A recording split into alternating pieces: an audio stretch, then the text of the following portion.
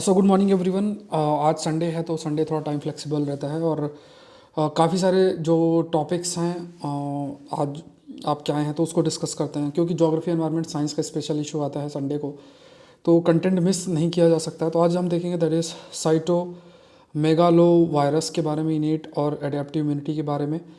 ये साइंस का टॉपिक है। और इनेट और एडेप्टिव इम्यूनिटी की बात करें तो ये भी साइंस का टॉपिक है। बैलेंस ऑफ स्पीसीज इंटरेक्शन ये एनवायरनमेंट का टॉपिक है। माइलोमा कैंसर एक टॉपिक आपका आ जाता है। माइलोमा कैंसर एक जो है टॉपिक है। So this is also science related. T cell science, macrophage science, ये भी साइंस और ये भी साइंस, सब साइंस के ही टॉपिक्स हैं। मतलब क्योंकि अगर आप थोड़ा सा समझे बात को कि संडे को स्पेशल इश्यूज़ इन एरियाज़ में आता है, इस तो जो हमें डिस्कस करना होता है। और जैसा मैंने आपको कहा कि ये सारे से सारे बहुत बहुत इंपॉर्टेंट टॉपिक्स आपके लिए हैं। और इन सारे टॉपिक्स को आपको अगर जैसे अगर आप 25 की तैयारी कर रहे हैं और अगर आपने अच्छा प्लान कर रखा है तो बाद में आपको बहुत मेहनत रिड्यूस हो जाएगी। अलग लेवल पे जो करंट अफेयर्स होते हैं, मतलब मान लो आप बहुत सारे यूट्यूब चैनल्स हैं जहाँ पे डिफरेंट एग्ज़ाम के लिए करंट अफेयर्स आपको अवेलेबल होते हैं, बट यूपीएससी कंटेक्स्ट में आपको चीज़ें थोड़ा डिफरेंट लेकर चलनी पड़ेगी। वो अगर आप इस चीज़ को जल्दी समझ जाएंगे तो थोड़ा सा आपके लिए आसानी रहेगी। मान लो एक क्वेश्चन आपको अवार्ड का दिख गया तो इसका मतलब ये नहीं कि यूपीएससी सारे क्वेश्चन अवार्ड से रिलेटेड पूछती है। पॉलिटी, ज्योग्राफी, एनवायरनमेंट, बहुत सारे एरिया जो सब्जेक्ट्स हैं उन सब्जेक्ट्स में बहुत सारे जो ये सब्जेक्ट्स हैं उन सब्जेक्ट्स में जो एडवांस टॉपिक्स हैं वो ख़ास तौर से एप्लीकेशन बेस्ड जो कुछ टॉपिक्स हैं वो न्यूज़पेपर के माध्यम से ही चीज़ें आती रहती हैं, उनको रिसर्च करके जो है टॉपिक्स को क्रिएट करना पड़ता है। तो अगर आप इस सेशन को फॉलो करते हैं और saurabhpandeyupsc.com में जाके और जितनी भी कंटेंट है वहाँ भी आपको अवेलेबल हो जाएगा, वहाँ भी सारा है ही। कोई क्वेरी तो आप मुझे इस नंबर पे रीच कर सकते हैं। अच्छा अगर आप इस साल की प्रीलिम्स को कर रहे हैं तो इसमें दो कोर्सेस आपके लिए बहुत ज़रूरी। एक कोर्स तो डिटेल कोर्स करंट अफेयर्स, जो कि आप देखना इसमें ये जो है ना ये वीडियो लेक्चर का कोर्स है। वीडियो लेक्चर आप 60+ लेक्चर्स इसके अंदर आपके होंगे। और ये जब आप अगर ज्वाइन कर, अभी 30% का ऑफर भी चल रहा है तो इसको ज्वाइन कर सकते हैं, ये ज्वाइन करना। और एक टेस्ट सीरीज़ का कोर्स चल रहा है जिसमें टोटल 50 टेस्ट हैं और इसमें 50 टेस्ट में 17 टेस्ट हो चुके हैं, 18वां टेस्ट आज शेड्यूल्ड है, जिसमें रिवीजन पीडीएफ भी अगर आप देखोगे ना तो इसमें डला हुआ है। मतलब पीडीएफ भी ऐसा अलग अलग तरीके से पीडीएफ भी आपको दे दिया जाता है, तो पीडीएफ भी अवेलेबल है साथ में, तो वो आप बेनिफिट कर सकते हैं। तो रिवीजन पीडीएफ भी इसमें इंक्लूडेड है। तो इसमें टोटल 50 टेस्ट हैं, एक साल के लिए आप जुड़ सकते हो। और पीडीएफ, एटलीस्ट पीडीएफ आप लोग उसको रिवाइज कर लेना। टोटल 50 टेस्ट जैसे मैंने आपको कहा, और इसमें पूरा वीडियो लेक्चर है जिसमें सारी चीज़, तो इससे आपका पूरा करंट अफेयर्स बहुत अच्छा हो जाएगा। अल्टीमेट जो है वो आपका हो जाएगा वीडियो लेक्चर्स प्लस ये। अब इसको आपको ज्वाइन कैसे करना है, तो saurabhpandeyupsc.com पे जाना है। जैसे ये वेबसाइट पे जाओगे, यहाँ पे कोर्स पे क्लिक कर देना, ये कोर्स यहाँ पे भी है, प्रीलिम्स टेस्ट सीरीज, इस कोर्स पे जाओगे फिर ये ऐसा कुछ आएगा। यहाँ पे जो अमाउंट दिखा ये 30% रिड्यूस हो जाएगा। आपको जाना है इस पर क्लिक करके और यहाँ पे जाना है। जाने के बाद फिर नंबर डालना है और अपने आप ही फिर वहाँ पे सारे ऑप्शंस अपने आप अवेलेबल आपके हो जाएंगे। और क्लास भी आपको इसी के माध्यम से देखनी है लैपटॉप में। ऐप में अगर आप क्लास देखनी है तो सौरभ पांडे CSE ऐप में आप चाहो तो क्लास देख सकते हो, लेकिन ये याद रखना है कि ज्वाइन आपको इसी के माध्यम से ही करना है टू अवेल 30% ऑफर। ठीक है। सो हाउ टू ज्वाइन, ये प्रोसेस थोड़ा माइंड में आपको रखना है। चलो शुरू करते हैं। Smoking leaves is lasting adverse impact on immune responses.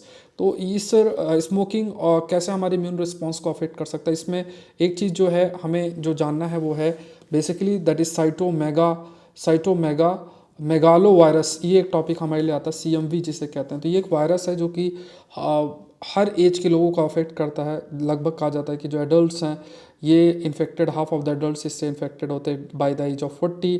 जब बेबी बॉर्न होता है उसमें भी ये वायरस आपका प्रेजेंट हो सकता है, उसे हम कॉन्जेनिटल CMV भी बोलते हैं। And one out of every 200 babies जो हैं उसमें ये इन्फेक्शन देखने को मिलता है। अबाउट 1 in 5 बेबीज़ जो हैं उसमें कॉन्जेनिटल CMV इन्फेक्शन आपको देखने को मिलता है। प्रेग्नेंट और इम्यून सिस्टम, मतलब प्रेग्नेंट वुमेन है अगर उनका इम्यून सिस्टम वीक है तो ये वायरस से जो इन्फेक्शन के चांसेस बढ़ जाते हैं, और वो वायरस बेसिकली जो बेबी है उसको भी ये ट्रांसफ़र हो सकता है। तो ये थोड़े से पॉइंट्स आपको याद रखना है कि रिसेंटली CMV वायरस न्यूज़ में था, तो ये क्या है। CMV का जो स्प्रेड है वो पर्सन टू पर्सन हो सकता है। बॉडी फ्लूइड का एक्सचेंज अगर कहीं भी होता है तो ये हो सकता है, जैसे ब्लड है, सलाइवा, यूरिन, इसके माध्यम से, या ब्रेस्ट मिल्क मिल्क से भी हो सकता है, आप खुद इमेजिन करो। इट मीन्स व्हाट कि मदर से जो बेबी है उसको भी ये वायरस मिल्क के माध्यम से ट्रांसमिट हो सकता है। जैसे प्रेग्नेंट वुमेन जिनका, या मतलब जो वुमेन है जिनका इम्यून सिस्टम काफ़ी वीक है, उनमें ये देखने को मिलता है। दूसरी चीज़ देखते हैं यहाँ पे, that is the innate immunity and adaptive immunity का कंसेप्ट है। तो यहाँ पे एक इनेट इम्यूनिटी और एक अडाप्टिव इम्यूनिटी है। देखो इम्यूनिटी का क्या मतलब है, जैसे आपके शरीर में वायरस बैक्टीरिया एंटर करता है तो आपका इम्यून सिस्टम एकदम से एक्टिवेट हो जाता है। तो जो इम्यून सिस्टम आपका एक्टिवेट होता है, जिसे हम ये शब्द यूज़ करते हैं इनेट इम्यूनिटी या अडाप्टिव इम्यूनिटी शब्द यूज़ करते हैं, तो ये दो तरीके से इम्यूनिटी होती है। तो इनेट इम्यूनिटी जनरली क्या होती है, या हमेशा हमारे शरीर में प्रेजेंट रहती है कि ये एकदम से एक्टिवेट हो जाएगी, इसमें कोई मेमोरी नहीं होती है। मतलब जैसे इसका इंपॉर्टेंस समझने के लिए आप अडेप्टिव इम्यूनिटी, जैसे मान लो एंटीबॉडीज़ हैं, वो अडेप्टिव इम्यूनिटी का एग्जाम्पल है कि आपके शरीर में कोई वायरस बैक्टीरिया गया, उसने हमला किया, इन्फेक्शन कॉज किया, फिर एक मेमोरी बन जाती है सेल्स के अंदर, एंटीबॉडीज़ क्रिएट हो जाती हैं, और फिर अगर वो वायरस दोबारा वायरस बैक्टीरिया एंटर करता है तो वो एंटीबॉडीज़ उसको उसका खात्मा करती हैं।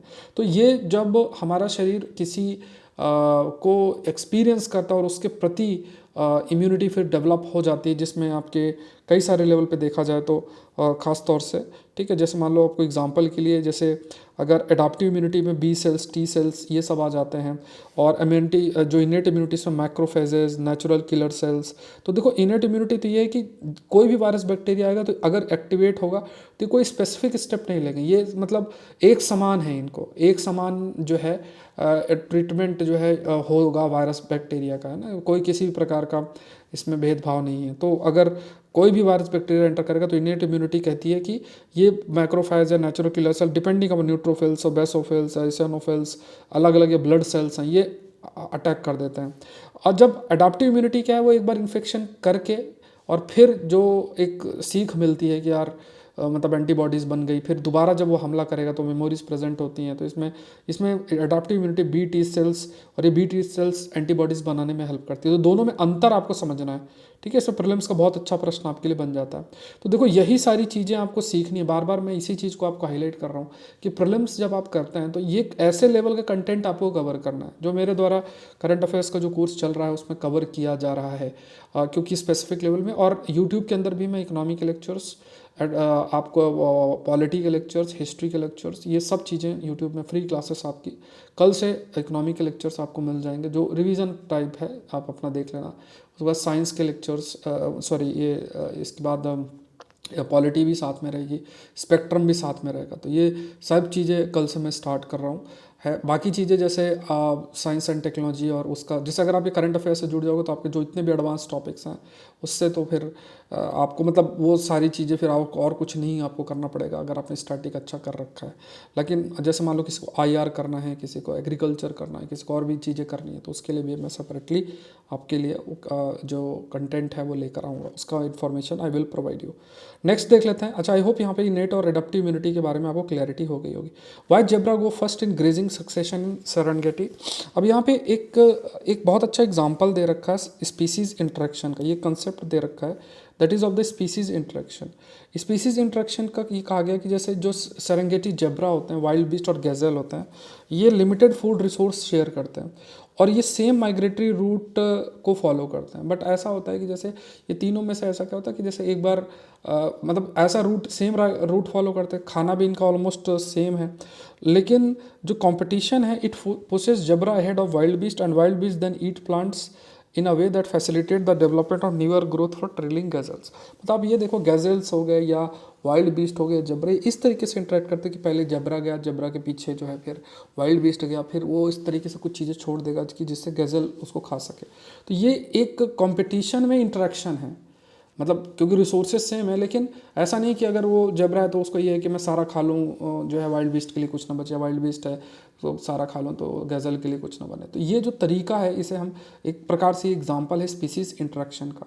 या फिर आप कभी आप बात कर सकते हो इकोलॉजिकल फैक्टर्स का, ये किस तरीके से इकोसिस्टम में किस प्रकार के इंटरेक्शंस एग्जिस्ट करते हैं, उसका भी आप एग्जांपल कोट कर सकते हो। तो ये जैसे वाइल्ड बीस्ट है, जेब्रा है, और एक गज़ल भी होता है, तो आप देख सकते हो इमेज। तो ये इस प्रकार का जो स्पीसीज़ का जो इंटरेक्शन है वो देखने को बहुत अधिक मिलता है। नेक्स्ट देखते हैं, T cells hold hope against the refractory multiple myeloma, ठीक है। अच्छा, एक चीज़ मैंने आपसे कल से एक सीरीज़ यूट्यूब में मैंने शुरुआत की थी, जिसमें मंडे टू जितना भी हो सके, अभी कमिंग 7 डेज, आज तो नहीं बट कल मंडे है, तो फिर कल से ही हम लोग 10:30 बजे डेली बेसिस में इंटरेक्शन करेंगे। एक थीम बेस्ड रहेंगे, आपकी कोई भी क्वेरी कुछ भी है आप मुझसे पूछो, ठीक है। अगर आपको लगता है कि यार मैं जो है ये कर रहा हूँ, कल जैसे हमने कल का एक इंटरेक्शन किया था जिसमें मैंने आपसे 100 डेज प्लान पर स्टार्टिंग में 15-20 मिनट में जो है आपको एक्सप्लेन किया कि आपका 100 डेज प्लान किस तरीके से आपको क्रिएट करना चाहिए। ये बहुत ही डिटेल्ड और साइंटिफिक वे में मैंने आपसे डिस्कशन किया, और उसके बाद फिर आपके क्वेश्चंस थे वो हम लोगों ने डिस्कशन किए। तो ये मंडे से भी मैं प्रयास आपके लिए करूँगा कि मंडे को भी एक सेशन जो है रहेगा, ट्यूसडे को भी रहेगा। 10:30 बजे एटलीस्ट हम लोग मिलते हैं, रोज़ इंटरेक्ट करते हैं, क्योंकि मुझे पता है कि एग्ज़ाम आ गया है, तो इसमें अब एक मेरा रोल ऐसा नहीं है कि सिर्फ एकेडमिक लेवल तक ही सीमित रहेगा, नॉन एकेडमिक इंटरेक्शन भी ज़रूरी है, जहाँ पे हम बहुत सारी चीज़ों का डिस्कशन करें, बातचीत करें, और आप अपने क्वेश्चंस भी तैयार रखें। मैं क्या पार्टिसिपेट कर सकता हूँ, किस कंटेंट को कैसे कवर करना है, किस तरीके से, जैसे स्टैटिक लेवल पे चीज़ें हैं तो किन किताब को देखना है, या फिर मेरे द्वारा यूट्यूब में क्या चीज़ें लेकर आपके लिए लाई जा रही हैं, कोर्स में आपके लिए क्या लेकर आ रहा हूँ, ये भी थोड़ी बहुत जो इन्फॉर्मेशन अगर आपको चाहिए होगी तो आखिरी में मैं आपको वो बता देता हूँ। लेकिन मेन पर्पस क्या है, जो हम लोग डिस्कशन चल भी रहा है उसमें मैंने आपसे पूरा का पूरा जो 100 डेज प्लान है उस पर डिस्कशन आपसे की थी, और हर एक आयाम पर भी हमने चर्चा की थी, ठीक है। आई होप वो कल का सेशन आप लोग के लिए ज़रूर से हेल्पफुल रहा होगा, क्योंकि बहुत सारे लेवल पे, साइंटिफिक लेवल पे मैंने आपके लिए जो कंटेंट को कैसे डिवाइड करें, कैसे प्लान करें, वो सारी चीज़ें जो हैं वो आपसे हाईलाइट की थी। अगर आप उस कंसिड्रेशन को ध्यान में रखेंगे तो फिर आपके लिए बहुत आसान हो जाएगा कि आप अपने प्लान को डेवलप कर सकें। हर का अपना प्लान हो सकता है। अब ऐसा नहीं कि सुबह उठ के पॉलिटी पढ़ो, बाद में हिस्ट्री पढ़ो, ये कोई प्लान नहीं है ऐसा। डिपेंडिंग अपॉन जो साइंटिफिक फैक्टर्स मैंने आपको बताए उनको ध्यान में रखते हुए चीज़ें आपको डेवलप करनी है, ठीक है। ये चीज़ ध्यान में रखनी है। Let's move to the next part, that is T cells hold hope against the refractory multiple myeloma. तो आपको ये ध्यान में रखना है कि अभी यहाँ पे variant cancer fighting T cells जो है, ये उन्होंने मतलब उन्हें मिले हैं एक वेरिएंट जो कि माइलोमा ट्यूमर को ख़त्म करने के लिए हेल्प कर सकता है। अच्छा, एक कार टी सेल्स डिज़ाइन भी होता है, CAR, कार टी थेरेपी एक शब्द होता है। तो इस पे देखो हमारे लिए क्या जानना का विषय, एक तो माइलोमा क्या होता है, उसका कार टी सेल्स डिज़ाइंस क्या होती है, और टी सेल्स क्या होती है। ये 3 चीज़ें हमको पता होना चाहिए। अगर आप देखोगे प्रीलिम्स में टी और बी सेल्स पे ऑलरेडी प्रश्न यूपीएससी ने पूछ रखे हैं, तो अगर आप सेशन फॉलो करते हैं तो इजीली ऐसे क्वेश्चन टैकल कर सकते हैं। देख लेते हैं माइलोमा कैंसर की अगर बात करें तो माइलोमा बेसिकली क्या है, ये एक प्रकार का ब्लड कैंसर होता है, जो है ना। तो ये बस आपको इतना याद रखना है कि जैसे मान लो, जैसे ये है ब्लड कैंसर है एक प्रकार से माइलोमा, बोन मैरो है, तो यहाँ पे जहाँ पे प्लाज्मा सेल्स बनते हैं। अब नॉर्मल तो देखो इस तरीके से नॉर्मली डिवाइड करता है, लेकिन मल्टीपल माइलोमा जो अब नॉर्मल प्लाज्मा सेल्स बहुत ज़्यादा बन जाते हैं। देखो कैंसर में होता भी क्या है कि कैंसर में जो नॉर्मल सेल्स है वो भी उनका बहुत ज़्यादा ग्रोथ होता है, बहुत ज़्यादा जो है वो ग्रोथ आपका होता है। तो नॉर्मल मल्टीपल माइलोमा सेल्स हो, तो मल्टीपल माइलोमा सेल्स जहाँ पे अब नॉर्मल प्लाज्मा सेल्स डेवलप होंगे तो कैंसरस हो जाएगा। या नॉर्मल प्लाज्मा सेल्स की अगर हम बात करेंगे तो वहाँ पे ये स्थिति आपको जो है देखने को मिलेगी, रेड मैरो या where plasma cells are made. तो नॉर्मल प्लाज्मा सेल्स जो हैं ये डेवलप हो रहे हैं। मल्टीपल माइलोमा सेल्स की अगर हम बात करें तो आपके इस तरीके से, तो ये एक कैंसरस की स्थिति हो सकती है, ये कैंसरस होता है, जिसे हम माइलोमा सेल्स भी, माइलोमा कैंसर भी कहते हैं। दूसरा टी सेल्स क्या है, ये वाइट ब्लड सेल्स हैं, और ये क्या है, इम्यून सिस्टम का हिस्सा है। और आपको ये भी याद रखना है ये एडाप्टिव इम्यून सिस्टम का हेल्थ। अगर आपसे पूछे जाए कि इनमें से क्या जो है इम्यूनेट इम्यूनिटी सेल्स का हिस्सा है, क्या आपके पास क्या एडाप्टिव इम्यून सिस्टम का हिस्सा है, तो दोनों का ही अगर आप समझें तो दोनों का मैंने एग्जांपल दे रखा है कि मान लो eosinophils, neutrophils, macrophages, natural killer cells, ये सब इनेट का हिस्सा है, या B cells, T cells, antibodies जो होती हैं एडाप्टिव सेल्स का हिस्सा है, एडाप्टिव इम्यूनिटी का हिस्सा। तो ये डिफरेंस आपको पता होना चाहिए, ये भी एक अच्छा प्रश्न प्रीलिम्स के लिए बन सकता है। तो ये टी लिम्फोसाइड या थाइमोसाइड जो हम शब्द बोलते हैं, तो ये बेसिकली हमारे शरीर को काफ़ी अधिक प्रिवेंट करता है कई बीमारियों से। और इसमें देखो कार टी थेरेपी एक शब्द जो मेंशन है ऊपर, कार टी थेरेपी की अगर हम बात करें तो जो कार टी थेरेपी है ये बहुत इंपॉर्टेंट आपके लिए है। सो कार टी थेरेपी एक ऐसा इंपॉर्टेंट पार्ट है जिसमें अगर देखा जाए कार टी थेरेपी की, अगर if you talk about this therapy, तो इसमें क्या होता है कि जो टी सेल्स होते हैं ना उनको लेके और उनको रीडिज़ाइन किया जाता है, उसमें कुछ चेंजेस जो हैं वो किए जाते हैं। तो ये जो रीडिज़ाइनिंग आपकी होती है जो ये जो टी सेल्स आपके होते हैं उसमें कुछ ऐसे चेंज करके, जैसे मान लो कोई पेशेंट है, मान लो कोई एक पेशेंट है, उसके पेशेंट के ब्लड से निकाला गया ब्लड प्लाज्मा फिर टी सेल्स जो है वो निकाले गए, उसमें कुछ चेंजेस किए गए और फिर उसको रीइंट्रोड्यूस कर दिया गया, और वही टी सेल्स फिर कैंसर के स्पेसिफिक सेल्स को टारगेट करके और उसका खात्मा करेंगे। तो ये तरीका एक हिस्सा होता है जिसे हम पर्सनलाइज्ड मेडिसिन भी बोलते हैं। इसके लिए हम एक पर्सनलाइज्ड मेडिसिन शब्द भी इसके लिए यूज़ करते हैं, और at the same point of time इसे CAR-T थेरेपी भी बोलते हैं। ठीक है, तो ये थोड़ा सा याद रखना, ये कंसेप्चुअल एस्पेक्ट है, और साइंस एंड टेक्नोलॉजी में अच्छे खासे प्रीलिम्स और मेंस में भी प्रश्न रहते हैं GS पेपर 3 के अंदर। तो ये कंटेंट आपके लिए थोड़ा सा क्लैरिटी होना चाहिए। तो देखो, ब्लड के जो स्टेम सेल्स होते हैं उसमें एक होता है माइलॉइड स्टेम सेल्स, एक होता है lymphoid stem cells. Stem cells जो अपने आप मल्टीप्लाई डिवाइड करके नए ऑर्गन्स को जन्म दे सकते हैं। तो इसमें लिम्फोफ्लास्ट होता है, और इस लिम्फोफ्लास्ट के अंदर B लिम्फोसाइट, T लिम्फोसाइट और नेचुरल किलर सेल्स होते हैं।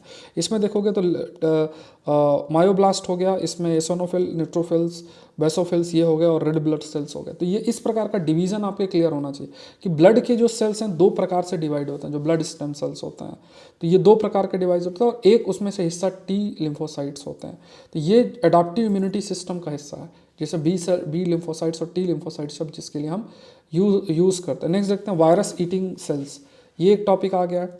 वायरस ईटिंग सेल्स अगर देखा जाए तो यहाँ पे वायरस ईटिंग सेल्स का मतलब क्या हो गया, इसमें एक चीज़ इन्होंने बहुत इंटरेस्टिंग बताई, ये नया टॉपिक है कि जो लंग्स होते हैं उन लंग्स में कुछ ऐसे सेल्स होते हैं जो कि वायरस का खात्मा कर देते हैं, एकदम वायरस को खा लेते हैं, इस टाइप का आप समझो। जैसे मान लो कोई फ्लू इन्फेक्शन हुआ है, अब उसको वायरस है आपके शरीर में एंटर कर गया, ज़्यादा इधर उधर कर रहा है, तो क्या हुआ, उसका खात्मा कर दिया, उसको खा लिया। अब इन सेल्स को बोलते हैं मैक्रोफेजेस, ये शब्द आपको याद रखना है। तो मैक्रोफेजेस भी इम्यून सेल्स का है, इम्यूनिटी का हमारा हिस्सा, प्रतिरोधक जो क्षमता है हमारी उसी का हिस्सा। और ये भी आपके जो मैंने स्टार्टिंग में आपको बताया, वो ये भी आपके इनेट इम्यूनिटी सिस्टम का हिस्सा, इनेट इम्यूनिटी सिस्टम का हिस्सा है। They are also part of innate immunity का, इनेट इम्यूनिटी सिस्टम का भी वो हिस्सा है। तो इनेट जो इम्यूनिटी है उसकी अगर हम बात करें तो यहाँ पे इनेट जो इम्यूनिटी है उसका ही हिस्सा है। These cells are macrophages which are immune cells, जो कि हमारे शरीर के द्वारा प्रोड्यूस किए जाते हैं, and go into the lungs when there is an infections. तो ये मैक्रोफेजेस जाएंगे, मान लो हमारे लंग्स के अंदर इन्फेक्शन है, मैक्रोफेजेस जाएंगे और ये जो आपके वायरस है उसका खात्मा खा लेंगे, इसको ख़त्म कर देंगे। तो ये एक प्रकार के मैक्रोफेजेस क्या है, वाइट ब्लड सेल्स हैं, जो कि किसी भी, जैसे मान लो ये वायरस आया, सपोज करो ये वायरस इस तरीके से आया और ये जाके इसको पूरे तरीके से इसको खा जाएगा, ऐसे खात्मा कर देगा।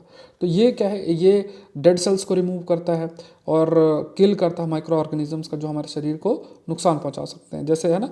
तो यहाँ पे जैसे जो ब्लड सेल्स हैं, इन ब्लड सेल्स में एक जैसे कई होते हैं, इनमें से एक मैक्रोफेजेस भी होता है, ये ध्यान में रखना। तो ये भी टाइप ऑफ ब्लड सेल्स हैं। जैसे कैसे खाता है, जैसे ये देख लो आप, तो ये आएगा ऐसे ऐसे ऐसे ऐसे करके और ये धीरे धीरे इसका पूरा खात्मा कर देगा। तो ये डेड सेल्स को भी खात्मा कर सकता है, at the same point of time ये जो वायरस है उसका भी खात्मा कर सकता है और इसको एकदम से ख़त्म कर देगा। तो ये थोड़ा सा याद रखना है, ठीक है, this is also important. Next देखते हैं, क्या रिमेटॉइड आर्थराइटिस भी प्रिवेंटेड, क्या ये आर्थराइटिस को प्रिवेंट किया जा सकता है। अब देखो आर्थराइटिस आप सभी को पता है, इसमें बताने वाली बात नहीं है, ये है आपका, ठीक है। तो इसमें जैसे बॉडी जो है, हमारा इम्यून सिस्टम खुद शरीर को हमला करने लगता है, तो बॉडी जो है अटैक करते हैं अपने जॉइंट टिश्यूज़ को अटैक करने लगता है। फिर क्या होता है, जॉइंट टिश्यूज़ डैमेज हो जाते हैं और बेंट डिफॉर्म्ड जॉइंट हो जाते हैं, तो चलना वलना मुश्किल हो जाता है अगर इसको ट्रीट नहीं किया गया, लास्ट स्टेज तक हो गया। So there is no joint remaining and all the joint essentially fuse, सारे जॉइंट्स ऐसे मिल जाएंगे तो मतलब चलना ही नामुमकिन हो जाएगा। तो ये मतलब जॉइंट्स होते हैं ना, इसको खुद ही हमारा जो शरीर है उसका खात्मा कर जाता है। तो ये बीमारी से हम रिमोटॉइड आर्थराइटिस बोलते हैं, ठीक है। इसका पीडीएफ आपको saurabh-pandey-upsc.com वेबसाइट पे प्रॉपर प्रिपेयर्ड मिल जाएगा। रॉ पीडीएफ आपको Saurabh Pandey UPSC Telegram channel पे मिल जाएगा, ठीक है। सेशन को लाइक करें और चैनल को सब्सक्राइब नहीं किया है तो ये भी ज़रूर से करें। और जैसा मैंने आपको कहा कि जो आप कंटेंट कवर कर रहे हैं, है ना, उस पर फ़िलहाल के लिए आपको प्रयास करते रहना है कि कंटेंट जो दिया जा रहा है उसको आप नोट्स प्रिपेयर करते चले जाएं। और मान लो इस साल आप एग्ज़ाम दे रहे हैं तो पीडीएफ में शेयर कर देता हूँ, या कंपाइलेशन भी saurabh-pandey-upsc.com पे आपको मिल जाती है। तो वो फिर आप वीडियो तो एटलीस्ट देखें और वो फिर कंपाइलेशन या पीडीएफ आप लोग अपना सेव करते जाएं, प्रीलिम्स के बाद फिर आप कर सकते हैं। बट अभी सेशन छोड़ना नहीं है, इसका रीज़न सबसे बड़ा ये है कि बाद में 3 महीने अगर आपने लॉस किया, 3 महीने में जो कंटेंट पढ़ाया जा रहा है उसमें भी से प्रश्न आपके खासतौर से ज्योग्राफी, एनवायरनमेंट और साइंस के अंदर बहुत बढ़िया प्रश्न बन जाएंगे, ठीक है। अगर 10 प्रश्न भी बन गए तो वो बहुत होते हैं, ठीक है। और दूसरी ये है कि ये 3-4 महीना छोड़ दोगे तो फिर वो एक जो आपने साल भर मेहनत की वो ख़राब हो जाएगी। तो एक फ्लो बना के रखना है। सेशन इस तरीके से आपके लिए क्रिएट भी किया जा रहा है कि आप अपना टाइम को बैलेंस कर सके, और मेरे द्वारा मेहनत करके पीडीएफ भी आपके लिए फ्रीली जो है वो भी आपको दिया जा रहा है, तो वो थोड़ा सा देखना है, ठीक है। अब देख लेते हैं रिमोटॉइड अर्थराइटिस। तो यही सब कुछ इसमें एक्सप्लेन है, ठीक है, यहाँ आपको एक्सप्लेन है। तो ये जो मैंने आपको यहाँ पे बताया है, तो इसमें कहा गया है, एक कंसेप्ट बताया गया है, वो है रीपर्पजिंग द एग्जिस्टिंग ड्रग। तो अभी कहा गया है कि रीपर्पस करना, जिससे कि रिमोटॉइड जो अर्थराइटिस है उसको, रिमोटॉइड जो अर्थराइटिस है उसको ट्रीट किया जाए। अब आपके मन में प्रश्न सबसे पहले ये आना चाहिए कि अच्छा रीपर्पजिंग ऑफ ड्रग्स का क्या होता है। जैसे मान लो एक दवा है, उस दवा को एक बीमारी के लिए इस्तेमाल किया जाता है, आपने उसमें चेंजेस करके आप उसको दूसरी बीमारी भी उससे ठीक हो जाए ऐसा कर रहे हो, तो इसे बोलते हैं रीपर्पस करना ना। जैसे बोलते हैं ना पर्पज़, मेरे जीवन का पर्पज़ ये है, ठीक है, तो अभी 2 पर्पज़ हो गए, तो जीवन का मेरा पर्पज़ ये भी है, तो रीपर्पज़ ऐसे ही हो गया, रीपर्पजिंग ऑफ ड्रग इसको बोलते हैं। तो ये आपको थोड़ा सा ध्यान में रखना है कि what do you mean by repurposing of the drug. फिर आपका प्रोफाइलैक्सिस की अगर बात करें तो ये एक होता है। तो यहाँ पे कई प्रकार के इसमें जो है जैसे daily administration of anti migraine compound का इस्तेमाल किया जाता है ना। कुछ ऐसे एक केमिकल मॉलिक्यूल का इस्तेमाल किया जाता है माइग्रेन से लड़ने के लिए। जो ड्रग्स यूज़ करते हैं माइग्रेन प्रिवेंशंस का, वो उसके एडवर्स इफेक्ट भी हो सकते हैं, वो हमारे और भी दूसरे ट्रीटमेंट को भी अफेक्ट कर सकता है। तो यहाँ पे इस कंटेक्स्ट को देखा जाता है ना। तो इसे प्रोफाइलैक्सिस के रूप में ट्रीट किया जाता है, जिससे कि बीमारी को प्रिवेंट आपका किया जा सके, ठीक है। तो ये कुछ पॉइंट्स भी आपको ध्यान में रखने हैं, पीडीएफ में यही सारी चीज़ें लिखी हैं। नेक्स्ट देखते हैं, is Russia testing anti satellite weapon. Anti satellite weapon क्या ये रशिया कर रहा है, तो इस पर अभी हम लोग ये चर्चा करेंगे, और इस पर और भी कई बार हमने चर्चा भी की है, क्योंकि अभी आपके पास जो ट्रीटी होनी चाहिए स्पेस को रेगुलेट करने के लिए वो अभी इतनी नहीं है, और चीज़ें इतना क्लैरिटी नहीं है उसमें। तो एंटी सैटेलाइट वेपन्स क्या होते हैं, जैसे सैटेलाइट क्या है, ऊपर सैटेलाइट लॉन्च किया और उससे लोग बोल देंगे कि हम मून को देखने जा रहे हैं, हम चांद को देख रहे हैं, मार्स को देख रहे हैं, इस टाइप से हम अर्थ में ये देख रहे हैं। बट वो स्पाई भी कर सकते हैं, वहाँ से वो कोई वेपन से भी किसी पर अटैक कर सकते हैं सैटेलाइट के माध्यम से। तो अगर ऐसा कुछ स्थिति लगती है तो एंटी सैटेलाइट वेपन्स बनाए जाते हैं, कि एक रॉकेट लॉन्च किया और उस सैटेलाइट का खात्मा कर लिया। तो ये एंटी सैटेलाइट वेपन्स है, डिज़ाइन किए गए हैं जिससे कि किसी भी सैटेलाइट को जो है डिस्ट्रॉय किया जा सके, जो कि ऑर्बिट है या फिर ऑपरेशनल है। सो ये ध्यान में रखना है कि ASAT जो वेपन्स है ये आउटर स्पेस ट्रीटी को वायलेट करता है, because outer space treaty article 7 which hold party to the treaty liable for damaging satellite belonging to the other party, and article 9 which asks party to refrain from harmful contamination of the space। तो outer space treaty एक चीज़ तो ये कहती है कि आप किसी दूसरे के सैटेलाइट को डैमेज नहीं कर सकते हो, फिर स्पेस को कंटामिनेट नहीं कर सकते हो, दोनों ये चीज़ें हैं। लेकिन सैटेलाइट का एक मिलिट्री एप्लीकेशन भी है, किसी देश को ही अगर आप हार्म कर रहे हो तो फिर वो उसके पास भी राइट आ जाता है कि वो फिर करे, बट आउटर स्पेस ट्रीटी इस चीज़ को अलाउ नहीं करती है। तो रशिया जो है एसेट कैपेबिलिटी उसके पास 1968 से, कोल्ड वॉर के समय उसने मतलब ये जो एसेट वेपन्स टेस्ट है इसको कंडक्ट भी किया है। ज़्यादातर जो वेपन्स है they are kinetic, means they वो सैटेलाइट को डिस्ट्रॉय कर सकते हैं, मतलब सैटेलाइट ऑर्बिट कर रही है उसी समय इसको डिस्ट्रॉय भी किया जाता है ना। तो इसके बाद ये भी है कि मान लो एक बार डिस्ट्रॉय किया, उसका जो भी डिस्ट्रॉय किया उसका जो भी आपका चीज़ें तो टूटती हैं, एक्सप्लोजन होता है, तो नीचे आके पृथ्वी में गिरते हैं, क्योंकि लो ग्रेविटी के अंदर चीज़ें हो रही हैं। सो ये भी article 9 of outer space treaty को वायलेट आपका करता है, ठीक है। तो यहाँ पे जैसे ये डायरेक्ट ये आपका एसेट है, ये ऐसे जाके किसी भी सैटेलाइट को ये डैमेज इस तरीके से ये इस टाइप से इसको हिट किया जा सकता है। लेकिन ये फिर जितना भी डेब्रिस होगा वो नीचे गिरता है। कमेंट सेक्शन में बताओ what is Kessler syndrome, Kessler syndrome क्या है, ठीक है। तो अगेन अगर आप इस साल का एग्ज़ाम की तैयारी कर रहे हैं तो इस कोर्स को मैं बार बार कह रहा हूँ मिस नहीं करना है।